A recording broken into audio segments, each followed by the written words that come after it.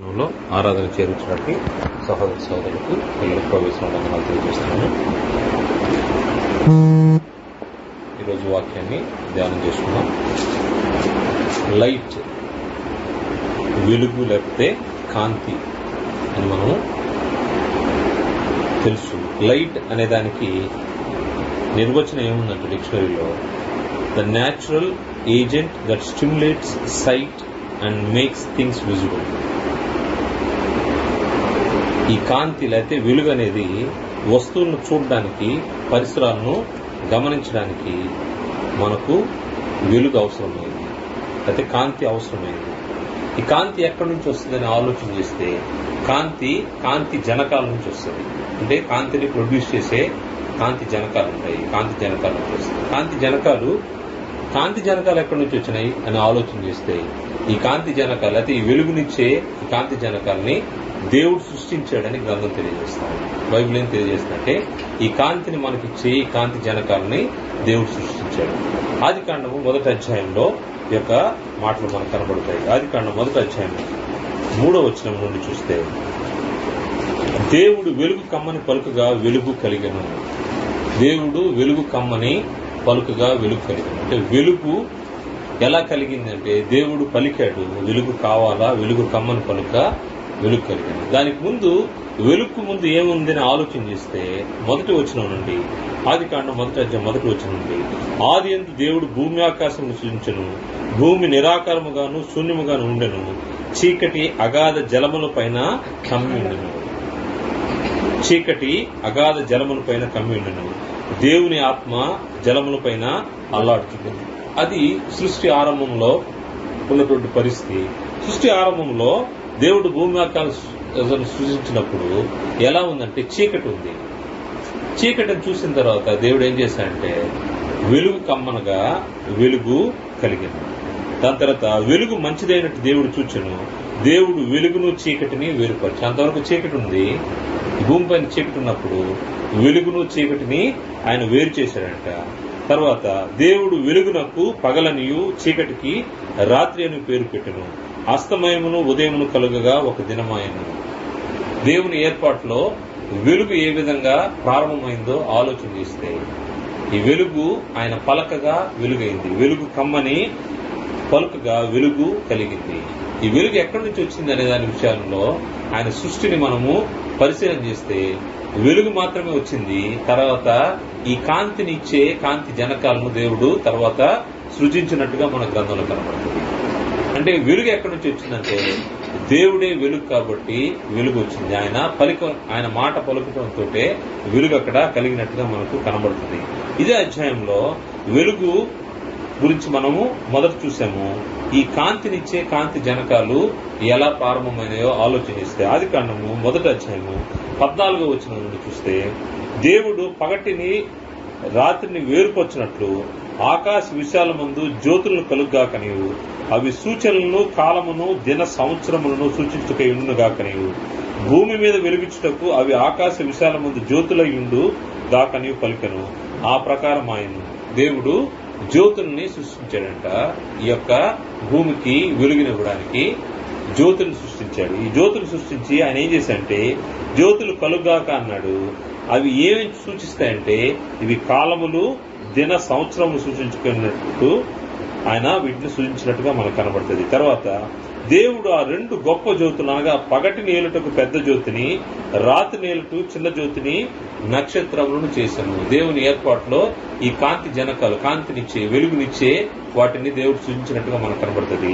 పెద్ద జ్యోతిని పగటి నేలుటకు, చిన్న జ్యోతిని రాత్రి నేలుటకు, దాని తర్వాత నక్షత్రాలను చేశాడు. ఇవన్నీ కాంతిని ఈ భూమి మీద ప్రసరింపజేసి ఈ వెలుగును కలిగిస్తూ ఉంటాడు.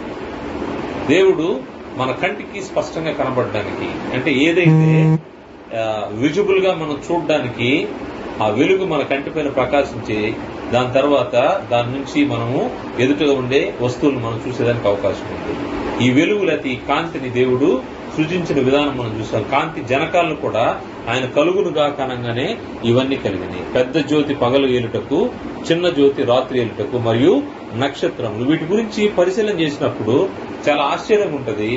ఆయన దాదాపు ఎన్నో వేల సంవత్సరాల క్రితము ఆయన చేసినటువంటి ఈ సృష్టి ఈరోజు భౌతికంగా మన వాళ్ళు, మన శాస్త్రజ్ఞులు, సైంటిస్టులు మనల్ని కనుక్కున్నప్పుడు వాటిలో ఆయన చెప్పినటువంటి విధానము స్పష్టంగా మనకు అర్థమవుతా ఉంది. అంటే మానవుని యొక్క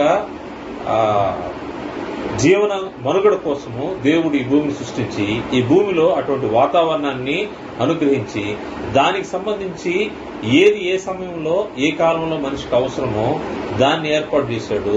దాన్ని బట్టే ప్రతి ఒక్క సృష్టి ఆయన అనుకూలంగా ఆయన చెప్పిన విధంగా జరుగుతూ ఉంది. దాంట్లో వెలుగు కూడా ఒక భాగమైంది. వెలుగు సంబంధించినటువంటి విషయాలు ఆలోచిస్తే పెద్ద జ్యోతిని పగలు ఏలుటకు, చిన్న జ్యోతిని రాత్రి ఏలుటకు మరియు నక్షత్రములను ఆలోచన చేశాడు. ఈ వెలుగు గురించి లేకపోతే ఈ కాంతి గురించి ఆలోచించేటప్పుడు రెండు విషయాలు మనం ఆలోచించవచ్చు. ఒకటి భౌతికమైనది, అంటే అవి భౌతికమైనవి, దాని తర్వాత ఆత్మ సంబంధమైనవి. భౌతికమైన విషయాలు ఆలోచన చేసినప్పుడు మనకు ఈ యొక్క మన కంటికి కనబడే వాటిని భౌతిక సంబంధమైనటువంటి వెలుగుగా మనం ఆలోచన చేస్తాం. మనకు భౌతికమైన విషయాలు ఆలోచన చేస్తే భౌతికంగా మనకు కనబడే పగలు నేలడానికి పెద్ద జ్యోతి అన్నాడు. దాన్ని ఏమన్నా అనుకున్నాం మనం, సూర్యుడు అనుకున్నాము. తర్వాత చిన్న జ్యోతి రాత్రి నేలడానికి అంటే అది చంద్రుడు అనుకున్నాము. దాని తర్వాత నక్షత్రాలు తయారు చేశాడు. అంటే వెలుగునిచ్చే వీటిని దేవుడు సృష్టించినప్పుడు వాటి గ్రంథంలోంచి మనం పరిశీలన చేస్తే వాటికి వెలుగునివ్వడానికి ఆయన ఎటువంటి మహిమను ఇచ్చాడు కూడా మన గ్రంథంలో కనబడుతుంది. కొరింథీయులకు రాసినట్టు మొదటి పత్రిక 15వ అధ్యాయము, అపోస్తలుడు పౌలు గారు కొరింథీయులకు రాసినట్టు మొదటి పత్రిక 15వ అధ్యాయము 41వ వచనంలో సూర్యుని మహిమ వేరు, చంద్రుని మహిమ వేరు, నక్షత్రముల మహిమ వేరు. మహిమను బట్టి ఒక నక్షత్రములకు మరొక నక్షత్రములకు భేదము కలదు కదా. సూర్యుని మహిమ వేరు, చంద్రుని మహిమ వేరు. వాస్తవంగా దేవుని సృష్టిని, ఈ భౌతికమైన సృష్టిని ఆలోచన చేస్తే వెలుగు కలుగుమనగా వెలుగు కలిగింది. వెలుగునిచ్చే ఈ నక్షత్రాలను కూడా ఆయన తయారు చేశాడు. వాస్తవంగా సూర్యుడు కూడా మనకు దగ్గరగా ఉన్నటువంటి నక్షత్రము, అది పెద్దది, ఎంతో వెలుగునిస్తా ఉంది. ఇంకా అనేక నక్షత్రాలను ఆయన సృజించాడు. ఆ నక్షత్రాలు మనకి ఎంత అవసరమో, ఎంతవరకు దాని యొక్క ఉపయోగం ఉందో దాని పరిమాణం చొప్పున దాని దూరాన్ని కూడా నిర్ణయించి నక్షత్రాలని ఇంకా దూరం చేసి, ఒకవేళ ఒక నక్షత్రం మన దగ్గరకు వచ్చినా, లేకపోతే మనకు దగ్గరగా ఉన్నటువంటి ఒక నక్షత్రము సూర్యుడు ఇంకొంచెం ముందుకు జరిగినా గానీ ఆ ఎండ వేడికి మనం తట్టుకోలేము. అంటే దేవుని ఏర్పాటు ఎంత బాగుందంటే ఈ భూమి మీద దేవుణ్ణి, మానవుని సృజించడానికి, మానవుని కోసము దేవుని యొక్క ఏర్పాటు చాలా ఆశ్చర్యం కనబడుతుంది. ఈ వెలుగు భౌతికమైన ఏర్పాటులో నక్షత్రాలు, ఈ సూర్యుడు కూడా ఒక నక్షత్రమే. వాస్తవం చూస్తే కాంతి న్యాచురల్ గా కాంతి ఇచ్చేదానికి వాటికి శక్తి ఉంది. కానీ చిన్న జ్యోతి, రాత్రిపూట ఉండే జ్యోతి ఉంది, ఆ జ్యోతికి వెలుగిచ్చే శక్తి లేదు. కానీ వాస్తవంగా దేవుడు మానవునికి ఏది అవసరమో, పగటిపూట ఎంత ఎండ అవసరమో, దేవుడు తన ప్రజలు ఆహారము తయారు చేసుకోవడానికి లేకపోతే జీవనం కోసము దేవుడు సూర్యుని ఇచ్చాడు. ఆ వెలుగుతోటే ఆహారం తయారవుతుంది, దాన్ని బట్టి క్షేమంగా ఉంటాడు. రాత్రిపూట నెమ్మదిగా ఉండడం కోసము చిన్న జ్యోతిని, వాస్తవంగా చిన్న జ్యోతి డైరెక్ట్ గా లైట్ ఇవ్వదు. తర్వాత పరిశోధన జరిగిస్తే తెలుసుకున్నది ఏంటంటే చంద్రుడు స్వయం ప్రకాశమైన వాడు కాదు. చంద్రుడి మీదకి సూర్యుని కాంతి పడినప్పుడే రిఫ్లెక్షన్ మన మీదకి వస్తా ఉంటుంది. అంటే రాత్రిపూట నీకు ఎంత వెలుగు అవసరమో ఆ వెలుగునివ్వడం కోసం దేవుని యొక్క ఏర్పాటు. అంటే దేవుని యొక్క సృష్టి క్రమాన్ని ఆలోచన చేస్తే ఎంతో ఆశ్చర్యం ఉంటుంది. కానీ వాటి పేర్లు సపరేట్ గా ఆయన పెట్టలేదు. కానీ పెద్ద జ్యోతి అన్నాడు, చిన్న జ్యోతి అన్నాడు, నక్షత్రాలు అన్నాడు. ఈ నక్షత్రాలన్నింటినీ ఆయన తయారు చేసినప్పుడు వీటన్నిటికీ వెలుగునిచ్చే శక్తిని దేవుడు అనుగ్రహించాడు. ఇవి భౌతికమైనటువంటి, ఇవి మనకు కనబడుతున్నాయి. ఇంకొక భౌతికమైనటువంటిది అంటే తనంతట తాను వెలగదు, కానీ మనం వెలిగిస్తే వెలిగే కాంతినిచ్చే ఉన్నాయి. ఏమంటే దివిటీలు లేకపోతే లాంతర్లు. అవన్నీ ఏ విధంగా పనిచేస్తాయంటే దానికి ఏదో ఒక ఇంధనము అవసరము, దానికి ఏదో ఒక తైలము అవసరము. మనము ఒక దీపాన్ని వెలిగించుకున్నా లేకపోతే ఒక దివిటీని వెలిగించినా దానికి తైలం అవసరము. అవి స్వయం ప్రకాశం కావు, గాని వాటి ద్వారా మనకు ఇవన్నీ భౌతికమైన, మనకు చూసేది భౌతికమైనటువంటి వెలుగునిచ్చే వాటిని చూస్తున్నాము. ఈ దివిటీల గురించి ఆలోచన చేస్తే ప్రభువారు ఒక ఉపమానం చెప్పేటప్పుడు ఆ దివిటీల గురించి తెలియజెప్పేది. మత్తయి సువార్త 25వ అధ్యాయంలో, మత్తయి సువార్త 25వ అధ్యాయము దివిటీలు అంటే వెలుగునిచ్చే దివిటీల గురించి మాట్లాడుతూ పరలోక రాజ్యం 25వ అధ్యాయం మొదటి వచనం, పరలోక రాజ్యం తమ దివిటీలు పట్టుకుని పెండ్లి కుమార్ని ఎదుర్కొంటూ బయలుదేరిన 10 మంది కన్యకలను పోలినది. వీరిలో 5 బుద్ధి లేని వారు, 5 బుద్ధి గలవారు. 3వ వచనం నుండి, బుద్ధి లేని వారు తమ దివిటీలు పట్టుకుని తమతో కూడా నూనె తీసుకుని పోలేదు. బుద్ధి గలవారు తమ దివిటీలతో కూడా సిద్ధల్లో నూనె తీసుకుని పోయిరి. అంటే ఈ దివిటీలు వెలగాలి అంటే ఇవి కూడా వెలుగునిస్తాయి, ఇవి కూడా కాంతినిస్తాయి. ఈ దివిటీలు వెలగాలంటే వీటికి నూనె అవసరమైంది, నూనె పోయాల్సిన అవసరం. ఇంతవరకు చూసినటువంటి ఈ భౌతికమైనటువంటి వెలుగునిచ్చే వస్తువులు ఆలోచన చేస్తే, ఈ కాంతి జనకాలను ఆలోచన చేస్తే, సూర్యుడు, చంద్రుడు, నక్షత్రాలు మరియు దివిటీలు లేకపోతే లాంతర్లు లేదా దీపాలు, ఇవన్నీ భౌతికమైనటువంటి వెలుగునిచ్చాయి. వీటితో పాటు గ్రంథం చెప్తున్నటువంటి ఆత్మ సంబంధమైన వెలుగునిచ్చే విషయాలు కూడా గ్రంథంలో ఉన్నాయి. ఆత్మ సంబంధమైనటువంటి వెలుగును ఎవరిస్తారు, ఎలా వస్తుంది అని ఆలోచన చేస్తే, ఆత్మ సంబంధమైన వెలుగునిచ్చే దాంట్లో మొట్టమొదట దేవుడు వెలుగై ఉన్నాడు. దేవుడి గురించే మొట్టమొదట ప్రస్తావన ఆలోచన చేస్తే, దేవుడి గురించినటువంటి మాట దేవుడు వెలుగై ఉన్నాడు అంటే వెలుగు కాంతి గురించి మనం ఆలోచన చేస్తే దేవుడి గురించే మొట్టమొదట ఆలోచన చేయాల్సిన అవసరం ఉంది. ఆత్మ సంబంధమైనటువంటి వెలుగు దేవుడు. యోహాను రాసినటువంటి పత్రిక, మొదటి పత్రిక 1వ అధ్యాయము 5వ వచనంలో దేవుడు వెలుగు అయినాడు, ఆయన ఎందుకు చీకటి ఎంత మాత్రం లేదనే విషయం మనకు అక్కడ కనబడుతుంది. యోహాను సువార్త, యోహాను పత్రిక, మొదటి పత్రిక 1వ అధ్యాయం 5వ వచనము, మేము ఆయన వలన విని మీకు ప్రకటించు వర్తమానం ఏమనగా, దేవుడు వెలుగై ఉన్నాడు, ఆయన యందు చీకటి ఎంత మాత్రమూ లేదు. గ్రంథం చెప్తున్నమాట దేవుని గురించి. దేవుడు వెలుగై ఉన్నాడంట. దేవుడు వెలుగు. దేవుడు ఎక్కడుంటే అక్కడ వెలుగు ఉంటుంది. ఆయనలో చీకటి ఏమాత్రం లేదు.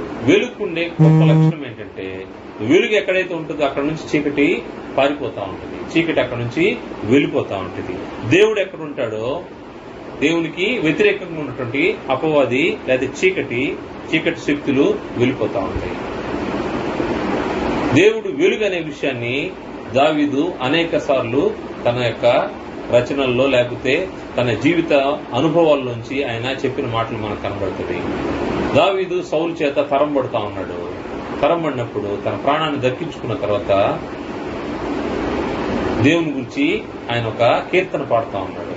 ఆ పాట పాడే విషయంలో ఆయన చెప్తా ఉన్నాడు, యెహోవా నీవు నాకు దీపమై ఉన్నావు అంటే నాకు వెలుగు, యెహోవా చీకటి నాకు వెలుగుగా చేయను. సమూయేలు రాసినటువంటి 2వ సమూయేలు గ్రంథము 22వ అధ్యాయము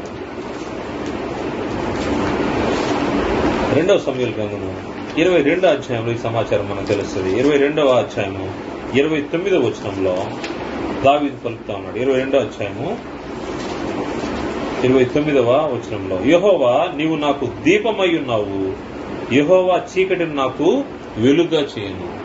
దేవుని గురించి చెప్తున్న మాట, యెహోవా ఎవరంటే ఆయన వెలుగు, ఆయన నాకు దీపమై ఉన్నాడని చెప్తా ఉన్నాడు. దాని తర్వాత కీర్తన గ్రంథంలో కూడా, కీర్తనలో 27వ కీర్తన మొదటి వచనంలో కూడా, 27వ కీర్తన మొదటి వచనంలో కూడా దావీదు చెప్తున్నమాట, యెహోవా నాకు వెలుగును రక్షణ అయి ఉన్నాడు. వెలుగుతో పాటు ఆయన రక్షణ కూడా అంట. నేను ఎవరికి భయపడుదును, యెహోవా నాకు వెలుగును రక్షణ అయి ఉన్నాడు. దేవుని గురించినటువంటి మాట, దేవుడు వెలుగై ఉన్నాడు, ఆ విషయాన్ని దావీదు కూడా తెలియజేస్తున్నాడు. యెహోవా నాకు వెలుగును రక్షణ అయి ఉన్నాడు.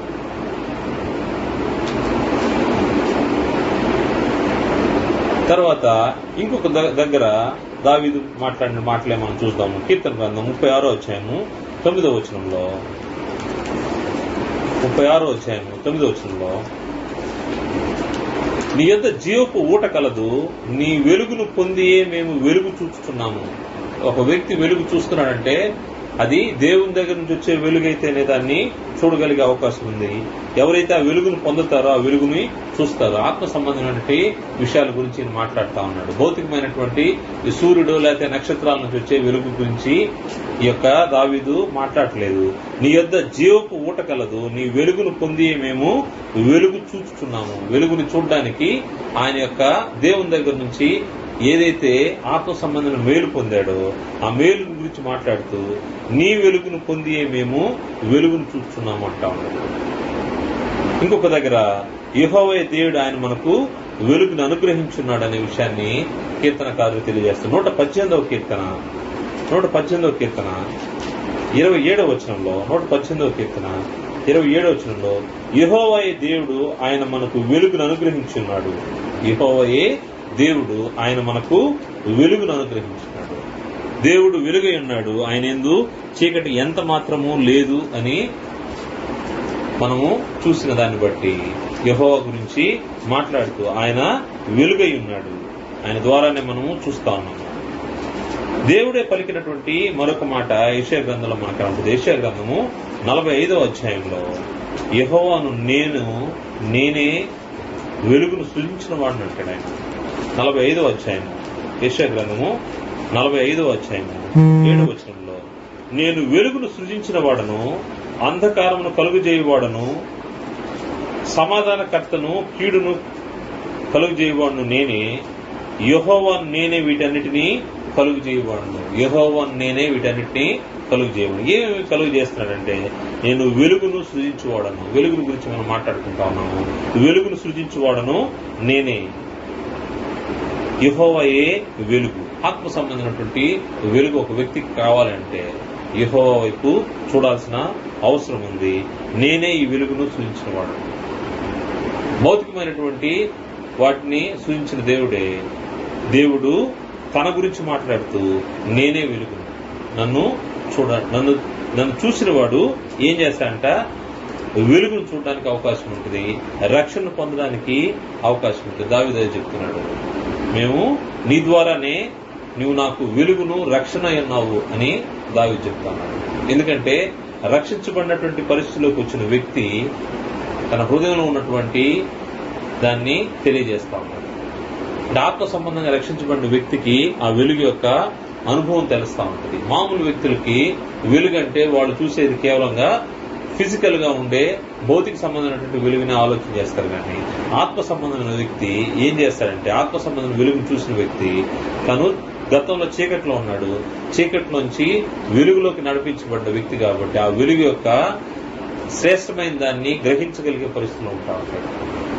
దాన్ని బట్టే నేను రక్షించబడ్డాను అని ఆయన చెప్తా ఉన్నాడు. ఇంకొక వెలుగుకు సంబంధించినటువంటి గ్రంథంలో విషయాలు, ఆత్మ సంబంధమైన వెలుగు దేవుడై ఉన్నాడు, దేవుడు వెలుగై ఉన్నాడని చూసాము. రెండవ దాన్ని చూస్తే దేవుని యొక్క వాక్యము వెలుగై ఉన్నది. దేవుని యొక్క వాక్యము వెలుగై ఉన్నది.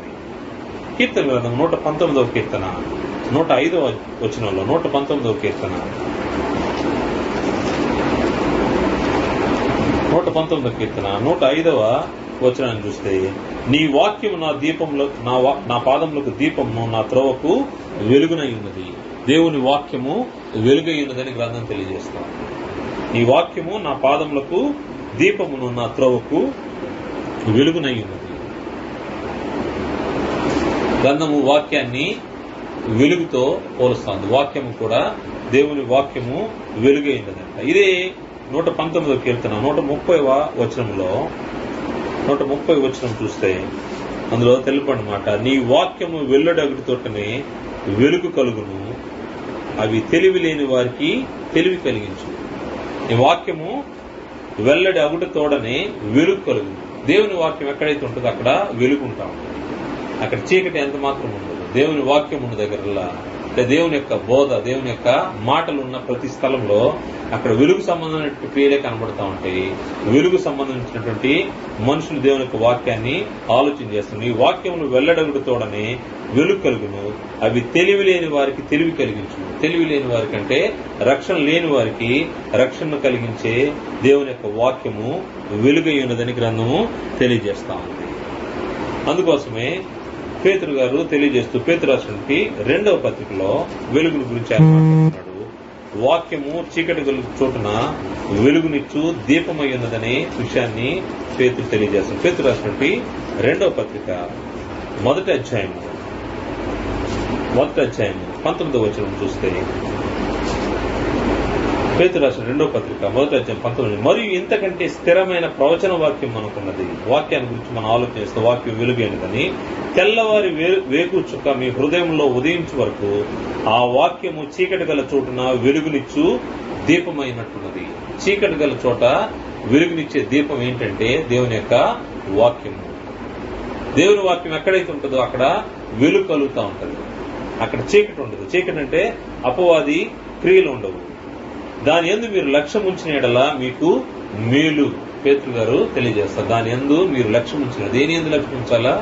వాక్యం అందు లక్ష్యం ఉంచాలా? ఆ వాక్యం మీకు వెలుగునిస్తుంది. ఆ వెలుగు మనకి ఏం చేస్తుందంటే తెలివి లేని వారికి తెలివి కలిగిస్తూ ఉంటుందని ఇందాక మనం కీర్తనలో చూసాము. ఆ వాక్యం అందు మీరు లక్ష్యం ఉంచిన ఎడల మీకు మేలు.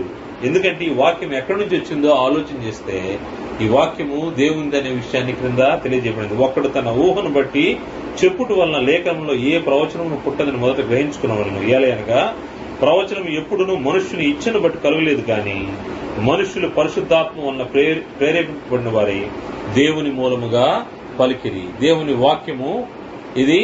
ఒకవేళ పేతురు రాసినటువంటి 2వ పత్రికని మనం ఆలోచన చేయొచ్చు, కానీ పేతుడిని కేవలం సాధనంగా మాత్రం వాడుకున్నాడు. ఎలా వాడబడ్డాడంటే మనుషుడుగా వాడబడ్డాడు. ఏ మనుషుడుగా వాడబడ్డాడంటే పరిశుద్ధాత్మ ప్రేరణ వలన వారు పలికారంట.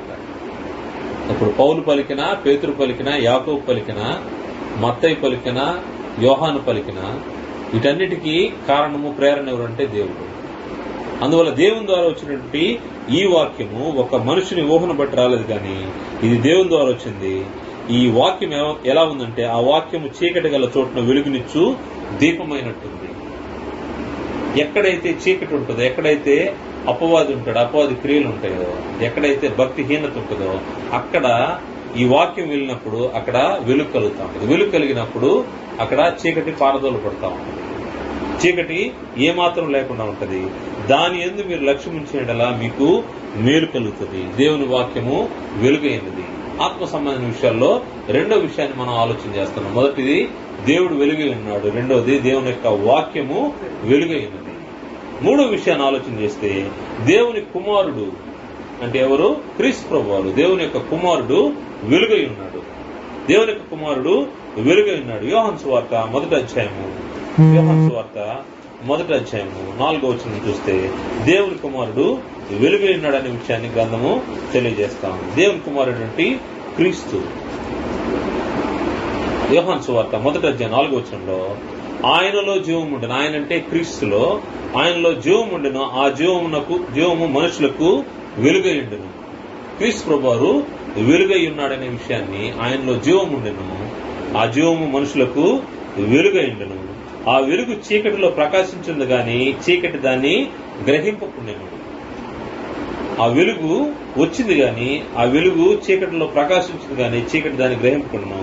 దేవుని యొద్ద నుండి పంపబడిన ఒక మనుషుడు ఉండెను, అతని పేరు యోహాను. గ్రంథకర్త తన గురించి తెలియజేస్తూ, గ్రంథకర్త విషయాలు తెలియజేస్తూ, దేవుని దగ్గర నుంచి ఒక వ్యక్తి వచ్చాడంట, అతని పేరు యోహాను. అతని మూలంగా అందరూ విశ్వసించినట్లు అతడు ఆ వెలుగుని గురించి సాక్ష్యం ఇచ్చుటకు సాక్షిగా వచ్చును. అతడు ఆ వెలుగు ఉండలేదు, కానీ ఆ వెలుగుని గురించి సాక్ష్యం ఇచ్చుటకు అతడు వచ్చును. అంటే వెలుగును గురించి, అంటే క్రీస్తు ప్రభువారి గురించి సాక్ష్యం ఇవ్వడానికి ముందుగా వచ్చినట్టు యోహాను గురించి తెలియజేస్తూ, ఆయన ముందుగా వచ్చిన వ్యక్తి ఆ వెలుగును గురించి సాక్ష్యం ఇచ్చుటకు సాక్షిగా వచ్చును. అతడు ఆ వెలుగు ఉండలేదు, కానీ ఆ వెలుగు గురించి సాక్ష్యం ఇచ్చుటకు అతడు వచ్చును. నిజమైన వెలుగు ఉండెను, అది లోకంలోనికి వచ్చుచు ప్రతి మనుషుని వెలుగించుచున్నది. నిజమైన వెలుగు ఎవరంటే క్రీస్తు ప్రభువారు. క్రీస్తు ప్రభువారు వెలుగై ఉన్నాడు. ఆయనలో జీవం ఉంది, ఆ జీవం మనుషులకు వెలుగై ఉంది. ఈ లోకంలోనికి వస్తూ పోతున్నటువంటి ఈ వెలుగుని గ్రహించలేని పరిస్థితుల్లో, చీకటి గ్రహించలేని పరిస్థితుల్లో యోహాను సువార్తలోనే యోహాను తెలియజేస్తున్నటువంటి మరొక మాట క్రీస్తు ప్రభువారి గురించి 3వ అధ్యాయము 19వ వచనం నుండి 3వ అధ్యాయం 19వ వచనం నుండి వెలుగు లోకంలోనికి వచ్చిన గాని తమ క్రియలు చెడ్డవైనందున మనుషును వెలుగును ప్రేమింపక చీకటినే ప్రేమించరు. లోకంలో ఉన్న మనుషుల యొక్క క్రియలు చెడ్డవైనందున మనుషులు వెలుగును ప్రేమించక, అంటే క్రీస్తు ప్రభువారిని ప్రేమించక చీకటిని ప్రేమించరు. దుష్కార్యము చేయు ప్రతివాడును వెలుగును ద్వేషించును, తన క్రియలు దుష్క్రియలుగా కనపడుకున్నట్లు వెలుగునొద్దకు రాడు. ఎందుకు దుష్క్రియలు చేసేవాడు వెలుగునొద్దకు రాడంటే, వెలుగులో బాహాటంగా తన క్రియలు కనబడతాయి కాబట్టి వెలుగు దగ్గరకు రాడు, అంటే క్రీస్తు దగ్గరకు రాడు. సత్యవర్తుడైతే తన క్రియలు దేవుని మూలంగా చేయబడిన ప్రత్యక్షపరచబడినట్లు వెలుగునొద్దకు వచ్చును. ఎవరైతే సత్క్రియలు జరిగిస్తా సత్య ప్రవర్తనతో ఉంటారో వారు దేవుని వద్దకు వచ్చేదానికి అవకాశం ఉంది. వారు వెలుగునొద్దకు వస్తారు, క్రీస్తు ప్రభువు దగ్గరికి వస్తారు. క్రీస్తు ప్రభువు వెలుగు, ఆ వెలుగు ద్వారా ఈ లోకంలో జీవం వచ్చింది అనే విషయం గ్రంథము తెలియజేస్తా ఉంది. క్రీస్తు ప్రభువు గురించిన మరొక మాట, క్రీస్తు ప్రభువారే చెప్పినటువంటి మాట గురించి ఆలోచన చేస్తే ఆయనే చెప్పాడు, నేను లోకమునకు వెలుగును ప్రత్యక్షంగా. యోహాను సువార్త 8వ అధ్యాయంలో ఈ యొక్క మాట మనకు కనబడుతుంది. 8వ అధ్యాయము 12వ వచనంలో, యేసు నేను లోకమునకు వెలుగును, నన్ను వెంబడించువాడు చీకటిలో నడువక జీవపు వెలుగు కలిగి ఉండని వారితో చెప్పాను. ప్రభు వారే స్వయంగా చెప్తా ఉన్నాడు. దేవుని కుమారుడు క్రీస్తు ప్రభువారు ఈ లోకానికి వెలుగు, ఆయన వెలుగై ఉన్నాడని విషయాన్ని తెలియజేస్తూ, నేను లోకమునకు వెలుగును, ఈ లోకానికి నేను వచ్చాను, ఈ లోకానికి వెలుగును, నన్ను వెంబడించువాడు చీకటిలో నడువక జీవపు వెలుగు కలిగి ఉండని వారితో చెప్పాను. జీవపు వెలుగు కావాలంటే క్రీస్తు ప్రభువారిని వెంబడించాల్సిన అవసరం ఉంది. ఎవరైతే క్రీస్తు ప్రభువారిని వెంబడిస్తారో వారు వెలుగులో ఉంటారు, వారు చీకటిలో వాళ్ళు ఎంత మాత్రము ఉండదనే విషయం గ్రంథం తెలియజేస్తుంది. 9వ అధ్యాయం 5వ వచనంలో కూడా ప్రభువారు చెప్తున్నారు, నేను ఈ లోకంలో ఉన్నప్పుడు లోకం నాకు వెలుగునని చెప్పాను. నేను ఈ లోకంలో ఉన్నప్పుడు లోకం నాకు వెలుగునని ప్రభువారు తెలియజేస్తాను.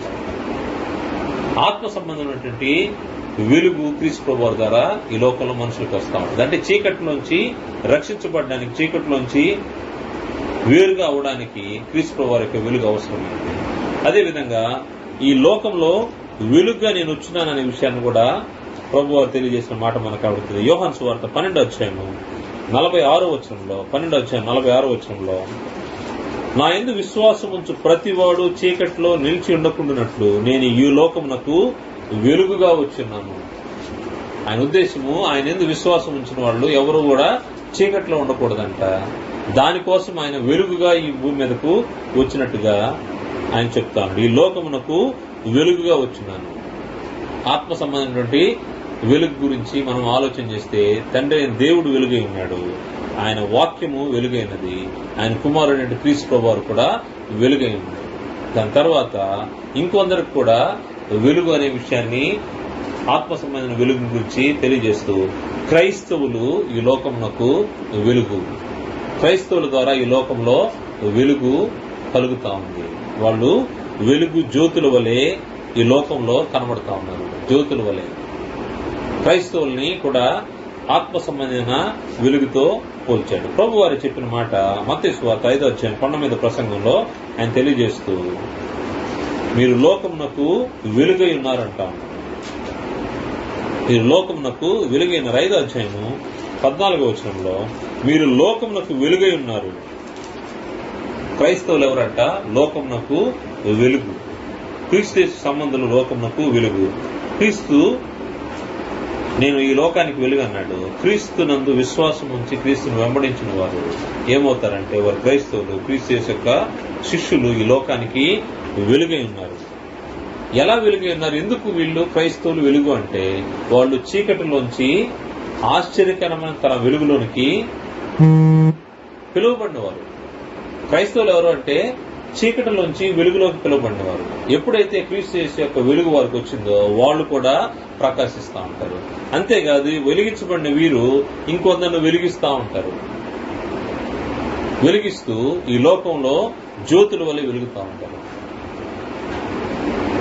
చీకటిలోండి ఆశ్చర్యకరమైన తన వెలుగులోని పేతురు రాసినటువంటి మొదటి పత్రిక 2వ అధ్యాయం 2వ వచనంలో, అయితే మీరు చీకటిలో ఉండి ఆశ్చర్యకరమైన తన వెలుగులోనికి, చీకటిలో ఉండి తన ఆశ్చర్యకరమైన వెలుగులోనికి మిమ్మల్ని పిలిచిన వాని గుణాశయమును ప్రచురం చేయ నిమిత్తము ఏర్పరచబడిన వంశమును, రాజులైన యాజక సమూహమును, పరిశుద్ధ జనమును, దేవుని సొత్తైన ప్రజలనై ఉన్నారు. క్రైస్తవులు ఎవరంటే దేవుని సొత్తైన ప్రజలు. వీరు ప్రత్యేకంగా పిలువబడిన వారు. ఎక్కడి నుంచి పిలువబడినారంటే చీకటిలో నుండి ఆశ్చర్యకరమైన వెలుగులోనికి. దాన్ని బట్టి వీరు వెలుగు కలిగి క్రీస్తుకి ఏ వెలుగు ఉందో, దేవునికి ఏ వెలుగు ఉందో ఆశ్చర్యకరమైన వెలుగుని వీరు కూడా పొంది వీరు ఏం చేస్తున్నారంట, తమ వెలుగులోనికి పిలిచిన మన యొక్క గుణాతిశయాలను ప్రచురం చేస్తూ ఉంటారు.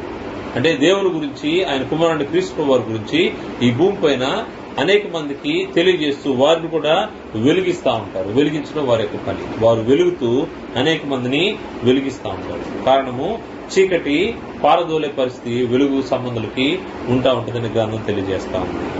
మరి ముఖ్యంగా ఎవరైతే క్రైస్తవులు రక్షించబడిన వారు, ఈ లోకంలో దేవుని ఎరుగునటువంటి వారు అనేక మంది ఉన్నారు. వారి మధ్యలో మీరు ఏ విధంగా కనబడతారంటే వెలుగు జ్యోతుల వలె కనబడతా ఉంటారు.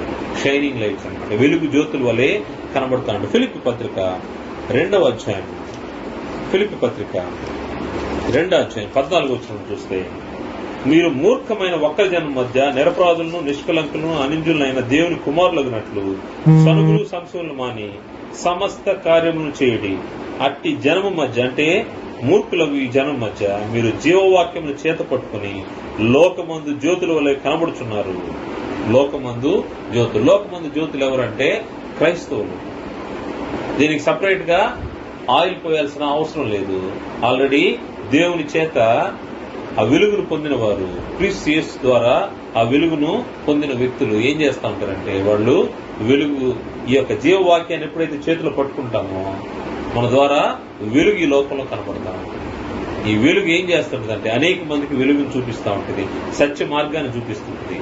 నీ వాక్యము నా పాదములకు దీపము, నా త్రోవలకు వెలుగు. అంటే ఈ చీకట్లో నడిచే వారందరికీ ఈ వెలుగు దారిని చూపిస్తూ ఉంటుంది. ఆలోచన చేస్తే దేవుని యొక్క మాటలు ఎవరైతే వింటారో, ఈ జీవవాక్యాన్ని ఎవరైతే చేత పట్టుకుంటారో వారు లోకముందు జ్యోతుల వలె కనబడతారని గమనించడం చేస్తారు. క్రైస్తవులు ఈ లోకానికి వెలుగు జ్యోతులు. దేవుడిచ్చినటువంటి వెలుగుల గురించి ఆలోచన చేస్తా ఉన్నాము. భౌతిక సంబంధమైన వెలుగునిచ్చే వాటిని దేవుడు సృష్టించాడని చూశాము. సూర్యుడు, చంద్రుడు, నక్షత్రాలు, అదేవిధంగా స్వయం ప్రకాశం లేనటువంటి నూనెతో వెలిగించగలిగే దీపాలు, లేకపోతే దివిటీలు లాంటివి ఆలోచించేసి అవన్నీ భౌతిక. లేకపోతే ఈ రోజు మనకున్నటువంటి మోడర్న్ టెక్నాలజీలో మనకు కరెంట్, అది కూడా ఒక ఇంధనమే. కరెంటును తయారు చేయడానికి కరెంటు ద్వారా ఈ లైట్లు మనం చూస్తా ఉన్నాము. ఈ వెలుగు కాదు, ఇవి భౌతిక సంబంధమైనవి, మనకు ఈ వెలుగిస్తాయి. కానీ ఆత్మ సంబంధమైనటువంటి వెలుగు అంటే నిజమైన చీకటిలో అపవాది క్రియలతో ఉన్నటువంటి చీకటి నుంచి మానవుణ్ణి రక్షించే వెలుగు తండ్రి దేవుని యొక్క ఉంది. దేవుడు వెలుగై ఉన్నాడు, ఆత్మ సంబంధం వెలుగు. రెండవది దేవుని యొక్క వాక్యము వెలుగై ఉన్నది. మూడవది క్రీస్తు ప్రభువారు దేవుని కుమారుడు వెలుగై ఉన్నాడు. అదేవిధంగా దేవుని కుమారుని యొక్క బాటలో నడిచే, లేకపోతే ఆయన విశ్వాసం ద్వారా రక్షించబడిన వారు క్రైస్తవులు, దేవుని వెలుగును కలిగిన వారు, వారు కూడా ఈ లోకంలో వెలుగు జ్యోతుల వలె ఉన్నారు. ఈ వెలుగు జ్యోతులలో ఉన్నటువంటి క్రైస్తవులు ఏం చేస్తా ఉంటారంటే వాళ్ళు వెలుగు ఫలాన్ని ఫలిస్తూ ఉంటారు. వెలుగు ఫలము ఏంటో మన గ్రంథంలో తెలియజేయబడింది. వెలుగు ఫలం ఏమనగా సమస్త విధమైన మంచితనము. ఎఫెసీ పత్రిక 5వ అధ్యాయము, ఎఫెసీ పత్రిక 5వ అధ్యాయం 9-10 వచనాల్లో వెలుగు ఫలము సమస్త విధమైన మంచితనము, నీతి, సత్యమైన వాటిలో కనబడుచున్నది. వెలుగు ఫలం అంటే సమస్త విధమైన మంచితనము, తర్వాత నీతి, మూడవది సత్యము. క్రైస్తవుల దగ్గర ఈ 3 లక్షణాలు కనబడతా ఉంటాయి. ఏం కనబడతాయంటే సమస్త విధమైన మంచితనము, నీతిపక్షంగా బ్రతకడం, తర్వాత సత్యం మాట్లాడడం. సత్యం అంటే దేవుని వాక్యమే సత్యము, వాటిలో కనబడతా ఉంటుందంట. దాని తర్వాత ఏం చెప్తానంటే 10వ వచనం, కనుక ప్రభువుకి ఏది ప్రీతికరమైనదో దాన్ని పరీక్షించు, వెలుగు సంబంధం వల్లే నడుచుకుని. వెలుగు సంబంధాలుగా క్రైస్తవులు నడుచుకుంటా ఉంటారు. ఎప్పుడైతే ఆ వెలుగు సంబంధంలో నడుచుకుంటారో అప్పుడే ఈ లోకంలో జ్యోతుల వల్లే ప్రకాశిస్తారు. అలా కాకుండా దేవుణ్ణి నమ్ముకున్నాము, ఏదో కార్యక్రమాలు జరిగించుకుంటున్నామంటే మీ ద్వారా ఎటువంటి వెలుగు కనబడదు. వెలుగు కనబడాలంటే నీ దగ్గర నుంచి వెలుగు ఫలాలు బయటకు రావాల్సిన అవసరం ఉంది. సమస్త విధమైన మంచితనము, నీతి, దాని తర్వాత సత్యము నీ దగ్గర నుంచి వచ్చిందంటే అది ప్రీతికరం. ఎవరికి ప్రీతికరం అంటే ప్రభువుకు ప్రీతికరం. ఆ విధంగా నడుచుకోవడము ప్రభువుకు ప్రీతికరం కాబట్టి కనుక ప్రభువుకి ఏది ప్రీతికరమైన దాన్ని పరీక్షించు. వెలుగు సంబంధం వల్లే నడుచుకునండి. ఈ వెలుగు సంబంధులు ఎటువంటి వెలుగు లేకపోతే ఈ సమస్త విధమైన మంచితనాన్ని మనం జరిగించడం అంటే, మంచితనం అంటే నథింగ్ బట్ సత్క్రియలు జరిగించడం, సత్క్రియలు. అందుకోసమే ఎవరి దగ్గర వెలుగు ఉంటుందంటే పరిశుద్ధాత్మ తెలియజేసిన మాట మనము ఆలోచన చేస్తే వెలుగు ఫలము సత్క్రియ జరిగించడము. సత్క్రియ ఏ విధంగా జరిగిస్తామో గలతీ పత్రిక 6వ అధ్యాయము 10వ వచనంలో మనకు కనబడుతుంది. గలతీ పత్రిక 6వ అధ్యాయం 10వ వచనంలో, కాబట్టి మనకు సమయం దొరికిన కొలది అందరి ఎడలను మరియు విశేషముగా విశ్వాస గృహమునకు చేరిన వారిను మేలు చేయడం, సత్క్రియ చేయడం. సమస్త విధముల నుండి మంచితనం అంటే మేలు చేయడం, మేలు చేయాలి. నువ్వు ఈ లోకానికి వెలుగుగా ఉండాలంటే నువ్వు మేలు చేయాల్సిన అవసరం ఉంది. ప్రభువారు కూడా కొండ మీద ప్రసంగంలో ఈ మాట తెలియజేస్తూ దేవుని మహిమపరిచే విధంగా నువ్వు ఉండాలి అంటే మత్తయి సువార్త 5వ అధ్యాయంలో నేను తెలియజేసిన మాట, మనుషులు మీ సత్క్రియలు చూచి పరలోకమున మీ తండ్రిని మహింపొచ్చినట్లు వారి ఎదుట మీ వెలుగు ప్రకాశింపనీయండి. 5వ అధ్యాయం 16వ వచనం. మత్తయి సువార్త 5వ అధ్యాయం 16వ వచనంలో మన సత్క్రియల వల్ల ఏం జరుగుతూ ఉంటుందంటే తండ్రికి మహిమ కలుగుతూ ఉంటుంది. మనుషులు మీ సత్క్రియలు చూచి పరలోకమున మీ తండ్రిని మహింపొచ్చినట్లు వారి ఎదుట మీ వెలుగును ప్రకాశింపనీయండి. మనం వెలిగించబడ్డాము. మన వెలుగు ప్రకాశించబడాలంటే ఎవరి కోసం ప్రకాశించబడాలి? దేవుని నామము ఘనపరచడం కోసం, మహింపరచబడటం కోసం. మన సత్క్రియలు ఏం జరుగుతూ ఉంటాయంటే మనుషుల ఎదుట మనము చేసినప్పుడు అవి తండ్రిని మహింపరుస్తూ ఉంటాయి. ఈరోజు వెలుగు గురించి ఆలోచన చేశాము. వెలుగు ఎలా వచ్చిందో ఈ భూమి మీదకు, దేవుని యొక్క సృష్టిలో వెలుగు ఎలా ఉంది, తర్వాత కాంతినిచ్చే కాంతి జనకాలను దేవుడు ఏ విధంగా సృజించాడు, ఆయన మాటతో సృజించాడు. కారణము ఆయన వెలుగై ఉన్నాడు. ఆయన ఎందుకు ఏమాత్రము చీకటి లేదు. భౌతిక సంబంధమైనటువంటి వెలుగునిచ్చే వాటిని గమనించాము. అదేవిధంగా ఆత్మ సంబంధమైనటువంటి వెలుగునిచ్చే వాటిని కూడా గమనించాము. ఆత్మ సంబంధమైన వెలుగునిచ్చే వాటిలో తండ్రి దేవుడు ఉన్నాడు, దేవుని యొక్క వాక్యం ఉంది. అదేవిధంగా దేవుని యొక్క కుమారుడు క్రీస్తు ప్రభువు ఉన్నాడు. అదేవిధంగా రక్షించబడినటువంటి విశ్వాసులైన క్రైస్తవులు కూడా ఉన్నారు. క్రైస్తవులు ఈ లోకానికి వెలుగు జ్యోతుల వలె. ఎవరైతే జ్యోతుల వలె ప్రకాశిస్తారో వారిలో వెలుగు ఫలాలు కనబడుతూ ఉంటాయి. సమస్త విధమైనటువంటి మంచితనము, నీతి, సత్యం కనబడుతూ ఉంటుంది. వీరి ద్వారా సత్క్రియలు జరగబడుతూ ఉంటాయి. సత్క్రియల ద్వారా దేవుడు మహింపరచబడుతూ ఉంటాడు. ఈ ప్రశ్న మనం వేసుకుంటే క్రైస్తవులు అని పిలువబడుతున్న మనము వెలుగు ఫలం ఫలించే వారిగా మనం ఉంటున్నాము. మన ద్వారా సమస్త విధమైన మంచితనము కనబడతా ఉందా? నీతిపక్షంగా మనం బ్రతుకుతున్నామా? అదేవిధంగా సత్యము అనే వాటిలో మనము ప్రకాశిస్తా ఉన్నాము. ఎప్పుడైతే మనం ఉంటాయో అప్పుడు క్రైస్తవులు నిజంగా ఈ లోకానికి వెలుగు జ్యోతులు. అనేక మంది గ్రంథంలో మనకు కనబడతారు. ఈ భూమి పైన వారు జ్యోతుల వలె వెలిగి ఈ జీవవాక్యాన్ని పట్టుకుని వారు దాటుకున్నారు. మన ముందున్నటువంటి అనేక మంది భక్తులు కూడా ఆ విధంగా లోకాన్ని దాటుకున్నారు. నీవు నేనైతే ఇదే జీవవాక్యాన్ని పట్టుకుని జ్యోతుల వలె ప్రకాశిస్తున్నామా లేదా పరీక్షించుకోవాల్సినటువంటి సమయం కనుక మనల్ని మనము పరీక్షించుకుందాము. ఎప్పుడైతే ఆ స్థాయిలో మనం లేమంటే దేవుని వాక్యం వైపు రావాల్సిన అవసరం. దేవుని వాక్యము ఎప్పుడైతే మనం దేవుని వాక్యం వైపు చూస్తామో అప్పుడు మనము ఈ కార్యక్రమాలు జరిగించడానికి, సత్క్రియలు జరిగించడానికి, దేవుని పక్షం బ్రతకడానికి అవకాశం ఉంటుంది. కాబట్టి క్రైస్తవులు ఈ లోకానికి వెలుగు జ్యోతులు. ఆ జ్యోతుల వల్లే మనం ఉండాలని, మూర్ఖమైనటువంటి ఈ ఒక్క జనం మధ్య మీరు జ్యోతుల వల్లే వెలగాలంటే ఏం చేయాలి? జీవవాక్యాన్ని పట్టుకుని ఉండాల్సిన అవసరం. జీవవాక్యం ఎప్పుడైతే మన దగ్గర ఉంటుందో అప్పుడు మనం వెలుగు జ్యోతుల వల్లే ప్రకాశిస్తాము. ముఖ్యంగా ఈ భూమి పైన మాత్రమే కాదు, ఈ భూమిని దాటుకున్న తర్వాత కూడా మనం పొందబోయే మేలు ఎటువంటిదంటే దేవుడు మనల్ని ప్రత్యేకమైనటువంటి పరిస్థితులు ఆయన ఆహ్వానిస్తాను. ప్రత్యేకమైన బహుమానము మన కోసము ఎత్తిపెట్టింటాడు. నా పక్షంగా బ్రతికిన వారికి నేను ఇచ్చే బహుమానము అని ఆయన ఎత్తిపెట్టి సిద్ధపరిచినటువంటి ఆ స్వాస్థ్యాన్ని పొందుకునే దానికి మనందరము సిద్ధపడి ఉండాలని ప్రభుపేట మనం చేస్తూ ముగిస్తున్నాము.